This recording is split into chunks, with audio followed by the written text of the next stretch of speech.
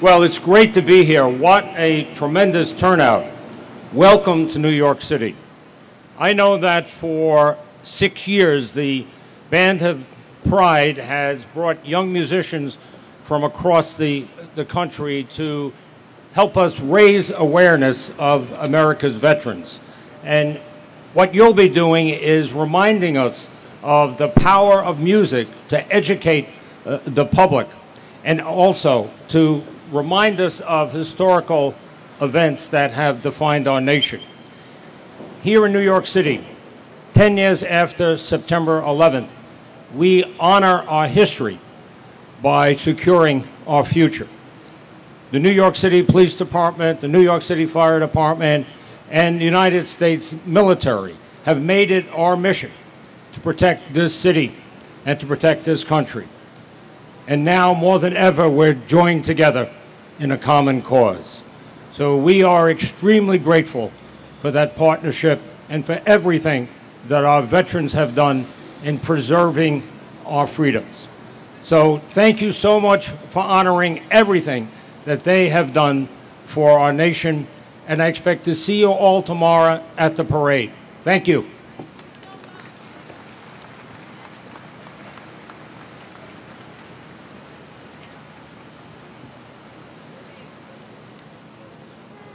Commissioner Salvatore Cassano is the 32nd Fire Chief in the 145-year history of the New York City Fire Department. Commissioner Cassano, who has over 41 years of experience in the FDNY and has held every uniformed rank, heads the world's largest fire department with more than 16,000 fire, EMS, and civilian members. From 2001 to 2006, Commissioner Cassano served as Chief of Operations, a position he was appointed to immediately after 9/11. Both as Chief of Operations and Chief of the Department, Commissioner Cassano played a crucial role in rebuilding the department in the wake of 9/11 and the loss of 343 members of the department. Prior to joining FDNY, Commissioner Cassano served in the U.S. Army in Vietnam. Commissioner Cassano is a lifelong resident of New York City. He and his wife, Teresa, reside in Staten Island. Ladies and gentlemen, it is my honor to introduce New York's own Commissioner Salvatore Cassano.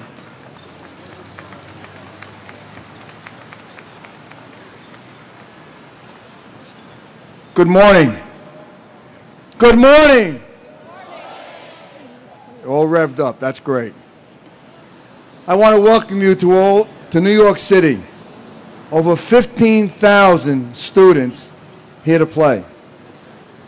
I know many of you have come from across the country, including one band that traveled from across the Atlantic, the Netherlands.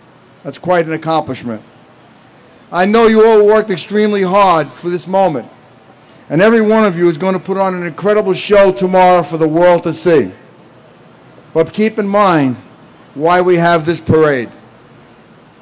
It's so important to remember the sacrifice and service of our veterans.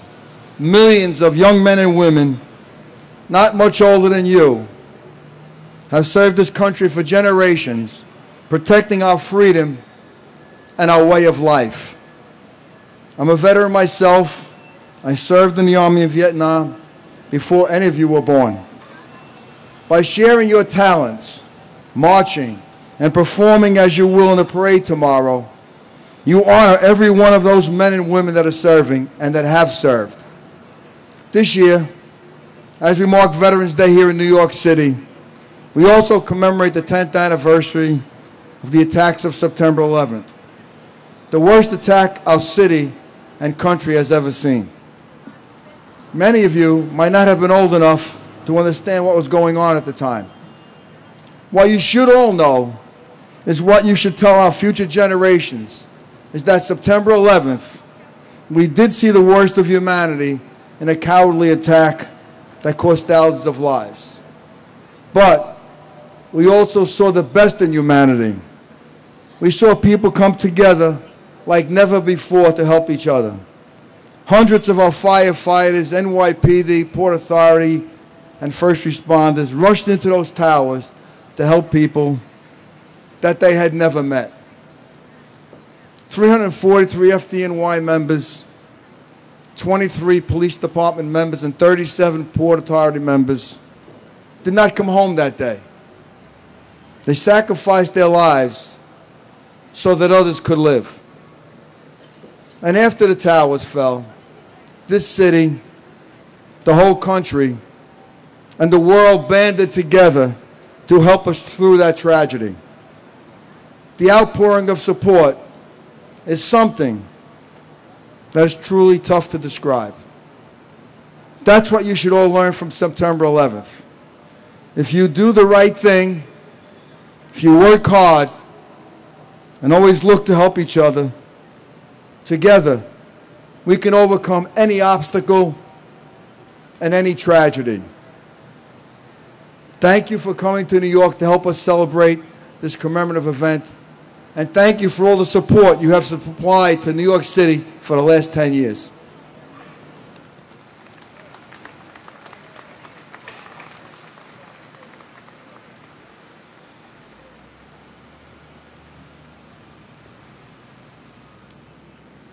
Terrence C. Holliday, Commissioner of the Mayor's Office of Veteran Affairs, is passionate about veteran and military affairs. As a career reservist, Colonel Holliday served our country in the New Jersey Air National Guard as well as the United States Air Force Reserve. While serving, he was a career Air Force public affairs manager. Commissioner Holliday has received numerous decorations for his service to our country. Commissioner Holliday is a native New Yorker. Ladies and gentlemen, it is my distinct honor to welcome Commissioner Terrence C. Holliday, Commissioner of the Mayor's Office of Veteran Affairs.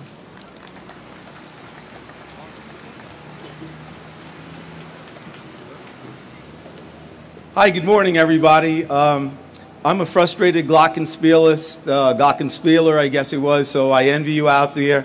I almost thought about singing from California to the New York Island. Welcome to everybody.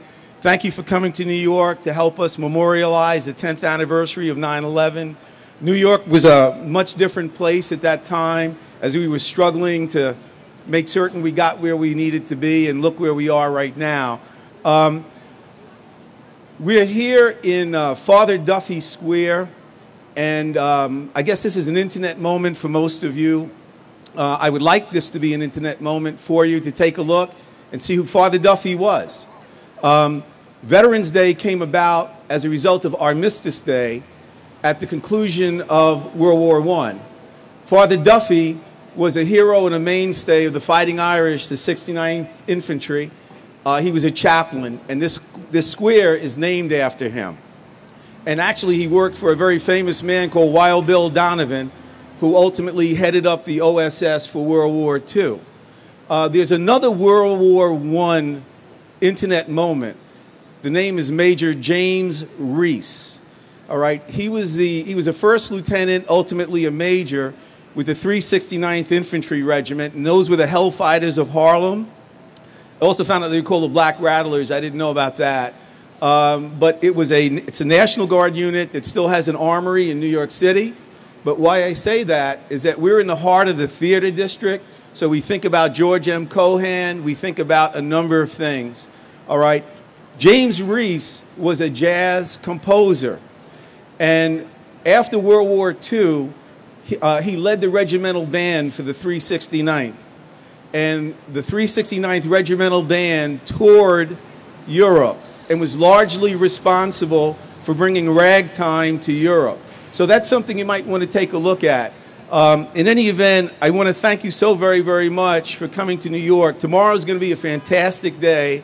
I'd like for everybody to please keep in mind the young men and women that we have, not only in Iraq and Afghanistan, though they desire much of our concern, but we've got men and women at sea with the Navy, the Coast Guard, we've got Marines, we've got Air Force people, Army folks deployed all over the world.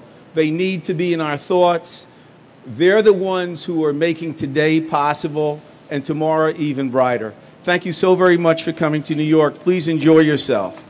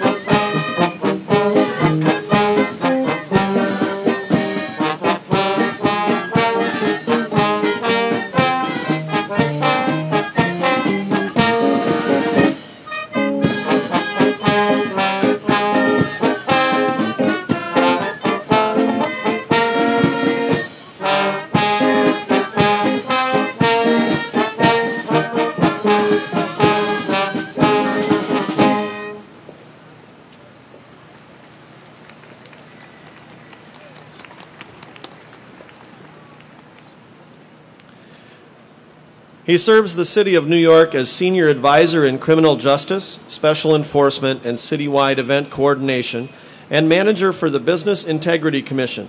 He has been recognized by both FEMA and the State Emergency Management Agency for his efforts during and after the September 11th attack on the World Trade Center. He is a lifelong resident of New York City, married to his wife Paula for 18 years. They have 2 children, Nicholas and Diana. Ladies and gentlemen, please join me in a warm welcome for Deputy Commissioner to the Mayor of the City of New York, Ronald Cohen.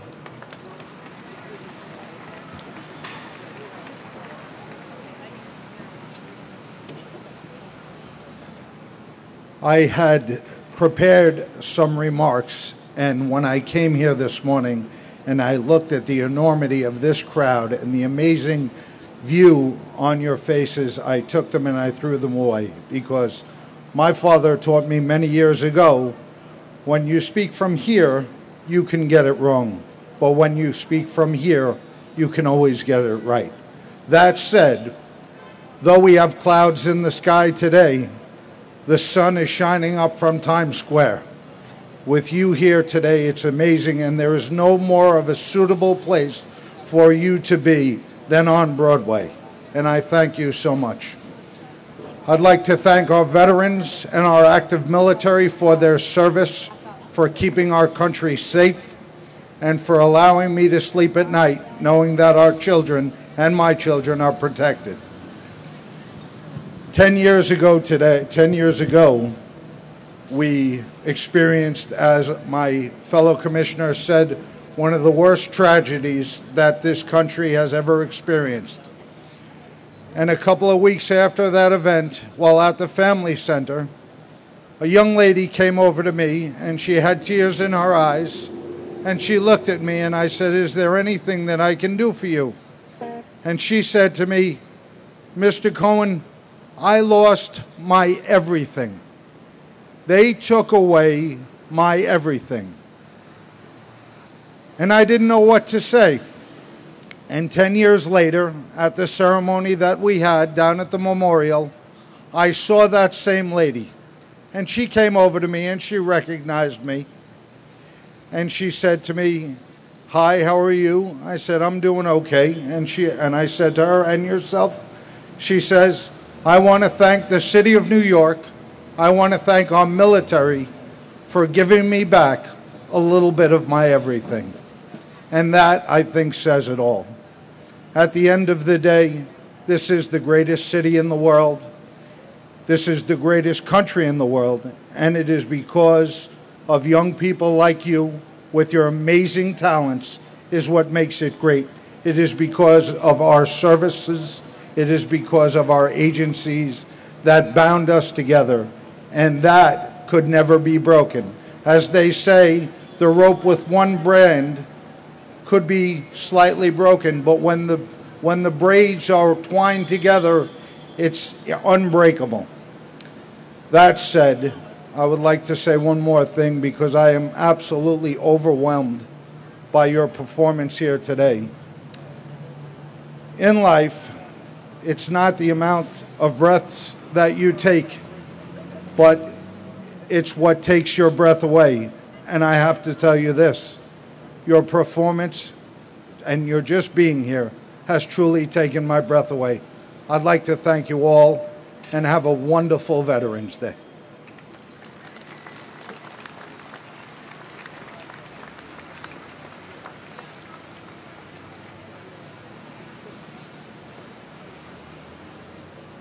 Thank you, Deputy Commissioner Cohen. Bruce Silva has enjoyed a vibrant and varied work history in music as a trumpet performer, educator, and businessman. At the age of 16, Bruce was playing lead trumpet in big bands throughout his home state of Massachusetts. In 1977, after auditioning for the U.S. Army Field Band Jazz Ambassadors, Bruce became the lead trumpet, NCOIC, and assistant conductor of the Jazz Ambassadors, the Army's official touring jazz ensemble. He was promoted to rank of Sergeant Major in 1984. Bruce retired from the military in 1988 when he became a member of the music faculty at the University of North Florida in Jacksonville. Throughout his musical career, he has performed with Ray Charles, Della Reese, Branford Marsalis, Tony Tennille, Tina Turner, and Frank Sinatra Jr. He had the privilege of playing at the Reagan inaugural. Currently, Bruce is the Chief Operating Officer for Rayburn Music Instrument Company. Rayburn is a leading music retailer and instrument rental company with locations in New York City, Boston, Reading, Pennsylvania, and West Hartford, Connecticut. Ladies and gentlemen, please join me in welcoming Bruce Silva.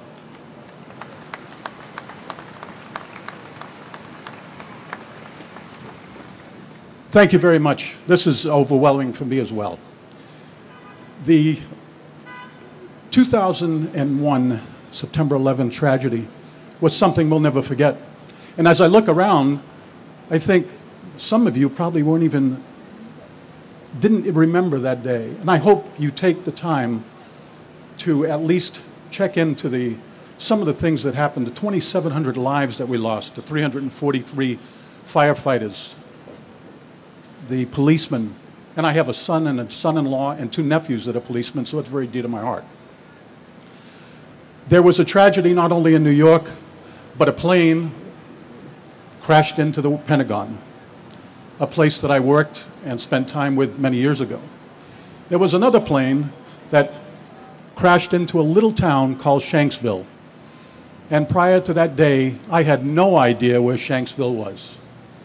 There were many individuals on that plane, 40 to be exact, that took it into their hands, that knew that they had to make a detour with that plane so that it could not cause another tragedy, presumably in Washington, the White House, or in D.C. proper. Those days will never be forgotten. Those people, I hope, will never be forgotten. When I entered the military, it was during the Vietnam crisis. And unfortunately, as I tell everyone, that was the only lottery I ever won in my life. We had a draft lottery at that point, and my number was 2. So lo and behold, I decided to join the Army, United States Army. And I put in a little over 20 years in the military, much of it in the music program. With that said, my thought and my prayers today is to make sure that all of you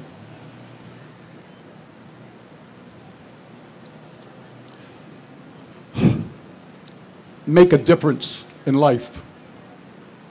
When I was a 7-year-old, I began playing trumpet. I had no idea where my life would bring me. Did I know that I'd be playing with Ray Charles when I was in my 40s? Absolutely not. And unfortunately, many of the people that I performed with over the years are no longer with us. But you, in the band room, in your private lives, in your community, as a musician and a human being, you can make a difference. Our lives are going to be formed by you people here, standing out here today. Many of you may be running for public office. Many of you may continue to be musicians. There is nothing that will stop you unless it's the lack of desire that you have to be the best that you can be. There's this old saying that I used to tell all of my students: today is the first day of the rest of your life. Only you can change or formulate where you are going from this day forward. And trust me, I had no idea where I was going, but I decided to make a difference. Never forget those that have your band directors, your parents that have come a long way, your grandparents that sit down and listen to you play. And I know what it was like trying to practice in a house as a trumpet player when I didn't know what I was doing. All the windows were closed and everybody had to leave the house for at least an hour when I practiced. But I did it because I had a desire to become a musician. And whether you're a musician only for your health, your desire, a community band, a military band, as I was fortunate enough to be with, if you audition for a symphony, if you become a band director is the most important person in your musical life because they nurture you more than anyone, probably except your parents. You, as a band director or a musician, can nurture the young people in your community. They look at you as they look at stars. Think about the young kids in your community that you can make a difference to just by giving them a little of the benefit of what you know in music. You're very fortunate to be here, but you're all here for a reason. You had the desire to come to New York City. You had the desire to participate in the Band of Pride. This is a great, great opportunity for you, and I hope that you take it another step further. Please empower anyone you can. Let people know that your life is here to make the rest of our lives more enriched and a better place to be. And again, my grandchildren will be looking up to you. And it's unfortunate when you get to a certain age and you look around and you think, as someone stated earlier, I was in the military before you were born. Boy, that's a scary thought.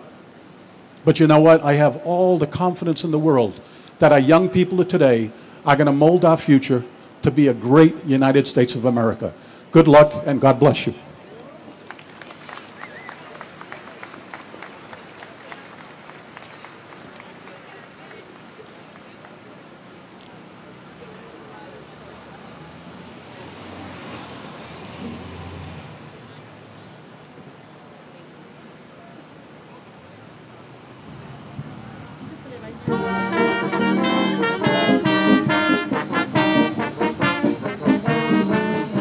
A bunch of private rookies were listening filled with awe. They listened while the sergeant was Laying down the law, they stood there at attention, their faces turning red. The sergeant looked them over, and this is what he said.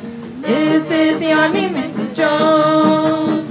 No private rooms or telephones. You had your breakfast in Bed before, but you won't have it there anymore. This is the Army, Mrs. Green.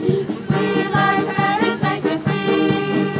You had your breakfast To clean your floor, but she won't help you out anymore. do what the buglers command. We're in the Army and Not in the band. This is the Army, Mrs. Brown. you and your baby went to town. He had you worried, but this is war, and he won't worry you anymore.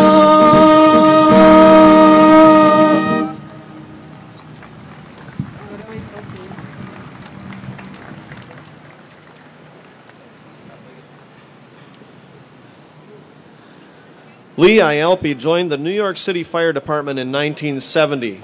Lee was selected to serve as a member of the elite Special Operations Company Rescue 2. While serving FDNY, Lee was awarded recognitions of exemplary service. On September 11, 2001, Lee arrived at the World Trade Center within 30 minutes of the second collapse and assisted to organize operations until midnight that evening. Lee returned to Ground Zero daily to assist organization of the rescue operations. Upon the third week, the rescue operations were reclassified by the city as a recovery operation. As is tradition within FDNY, Lee worked hands-on daily for 9 months to bring home all that were lost, including his son Jonathan Ialpi, FDNY Squad 288. Lee is the co-founder of the Tribute Center at the World Trade Center. The Tribute Center offers visitors to the World Trade Center a World Trade Center site, a place where they can connect with people from the September 11th community. Through walking tours, exhibits, and programs, the Tribute Center offers person-to-person history linking visitors who want to understand and appreciate these historic events with those who experienced them. Since opening in 2006, the Tribute Center has welcomed over 2 million visitors from around the world. Ladies and gentlemen, please welcome Lee Ialpi.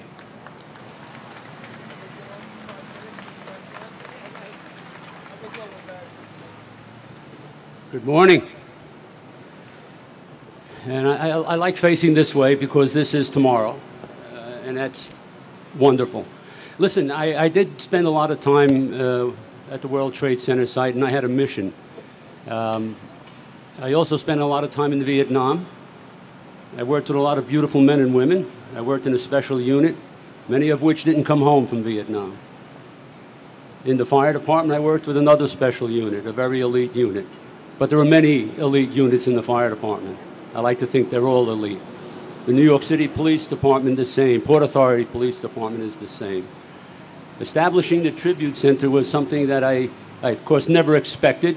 Why would I? Because I was retired and I was going to enjoy myself. I was going to fish and hunt and hike for the rest of my life. And that's a nice mission, too. Right? But my life changed on September 11th. I lost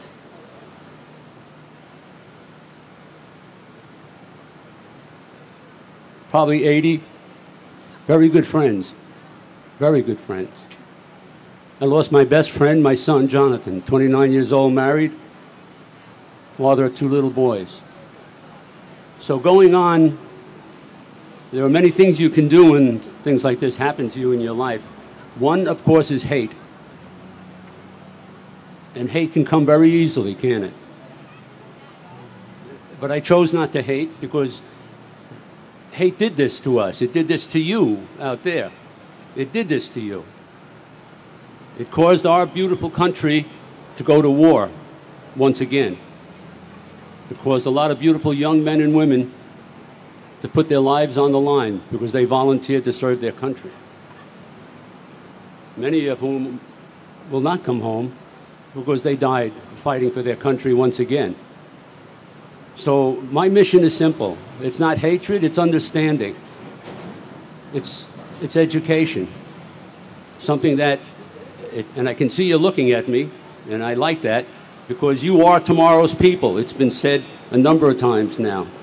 But to become tomorrow's people, you definitely have to understand what happened to us, this beautiful country of ours, not New York City, not the Pentagon, not the skies over Pennsylvania, but the soil of the United States of America. And only through understanding can we make tomorrow that better day.